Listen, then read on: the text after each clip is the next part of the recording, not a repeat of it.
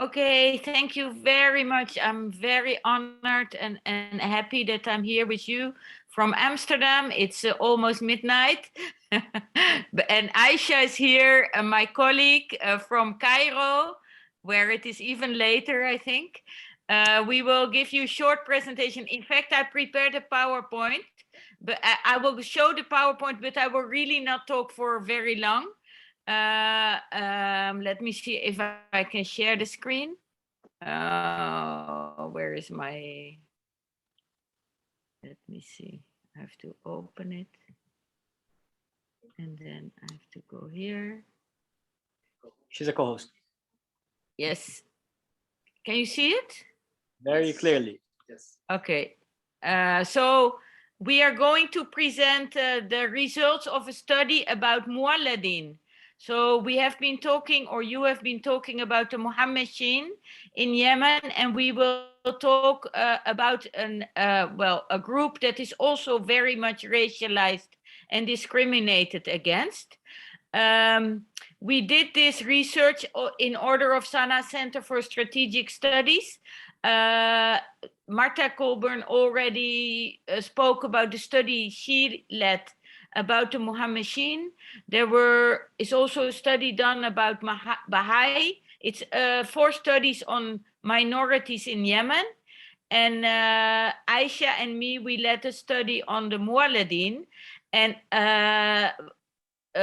Yoga already gave a presentation, or a historic presentation, in which she also referred to the close ties between Yemen and the Horn of Africa and Eastern Africa. And as you may have known, many Yemenis migrated there. I mean, people from the Horn of Africa and East Africa came to Yemen, but also Yemenis migrated to the Horn of Africa, especially in the 19th and 20th century. They married sometimes with African women, and they came back to Yemen and brought their women and the children of mixed descent with them. And maybe some people in the audience even have a similar family history. Muwaladeen, they are called Muwaladeen, but in fact this is a term, and in the report we are also, because it is a derogatory term in Yemen. In fact, not many Muwaladeen call themselves Muwaladeen, but they are stigmatized or categorized as Muwaladeen, and it's a negative term. So we wanted to know how the war in Yemen has affected the position of Muwaladeen, their social, economic, political, and security situation. We did interviews with, it's very recent, the data was collected in September and October. We did in-depth interviews with 38 people who identify as Muwaladeen in Sana'a, Aden, and Hadramaut. I interviewed also young Muwalada in the Netherlands.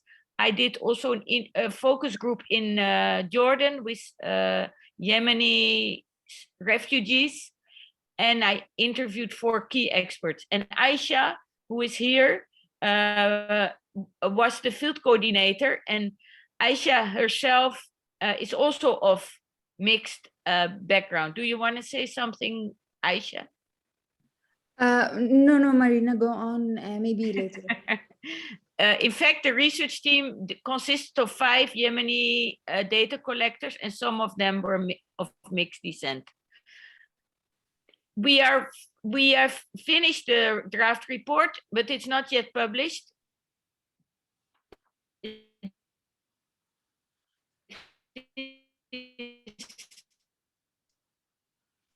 Still going through a review. Identification, the themselves, racialization, stigmatization, gender differences, impact of the war, and migration aspirations. I think I have very little time, but what I did, She's not enough what I wanted to do to show you some, I wanted to show. Sorry, I was just telling them that. Sorry. I was just telling them that you're not in Adala, that you are in Amsterdam, because we have some poor connection here. Okay, yeah, maybe I should sit somewhere else in my house. No, you're good. You're good. Continue. Okay, okay, but the problem is a little bit the time limitation, because I have like interesting quotes. For example, here from Aiden, that an interviewee said, in our childhood and while playing with our peers in Creator, we began to hear this word and other words of stigma and discrimination. It was then that we learned that we are of mixed origin, Muwaladeen.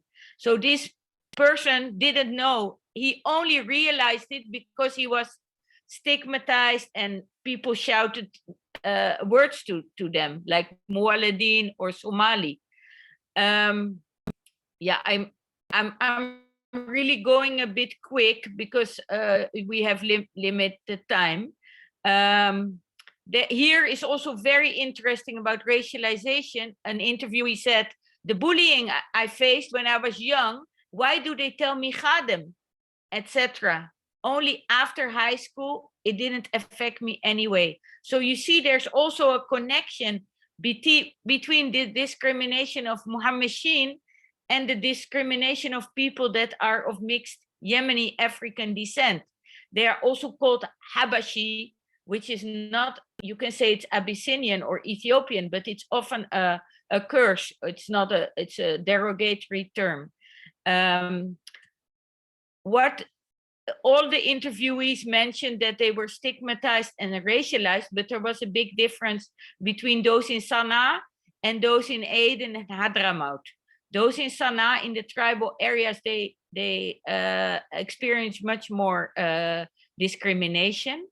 One of the main issues they faced is the legal issue of not being able to obtain ID card or passport, because they have to prove that their fathers were born, well, they have to show the birth certificate of their fathers, and that is often difficult for Muwaladeen. It was interesting in the beginning, I think it was Amal who said, yeah, a lot of people in Yemen now say we are all Muhammadin because we are all marginalized. It was interesting because also our interviews, they said, okay, did the war affect us? And then they said, well, everybody is suffering. So the differences between people have decreased. But on the other hand, yeah, I skipped the gender part because I want to go a bit quick. There were also people who said it brought more racism among Yemenis. So now with the Houthis being a social group that think they are more superior to anyone and everyone, and they are consider themselves white, all those terms discriminate and segregate people. So there's much more labeling going on. And so this person said there's more racism. But there were also people that said, no, it's now equal, everybody's suffering equally. Yeah, so that's what is mentioned here. So some said the war affected people in the same way, and others say, no, the Muwaladeen are also suffering more because they lost their jobs. They have more difficulties accessing legal documents, and they do not own land. So they are losing out. The last topic we wanted to discuss is about migration. So there are some studies done about Muwaladeen who left, for example, to Somalia, Ethiopia, Djibouti,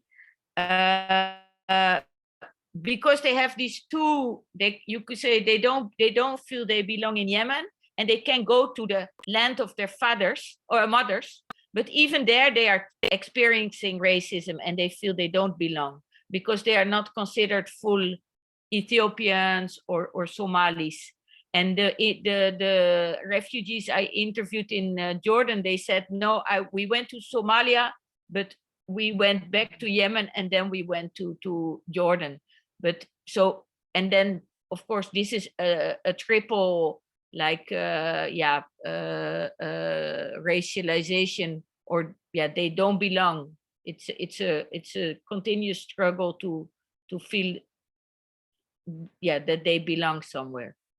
Maybe Aisha, now you want to add something, because this was the end of my presentation. Okay, so hi everyone. This is Aisha, and I'm talking from Cairo. I'm basically from Hadramaut in Yemen, and also I'm also a Muwalada, which is like you can say a mixed African Yemeni, but yeah, my grandfather migrated to Kenya. While we didn't, like my grandfather and father, and I don't have any black race, which is, it's okay of course to have it, but we don't, but we still identify as Muwaladeen.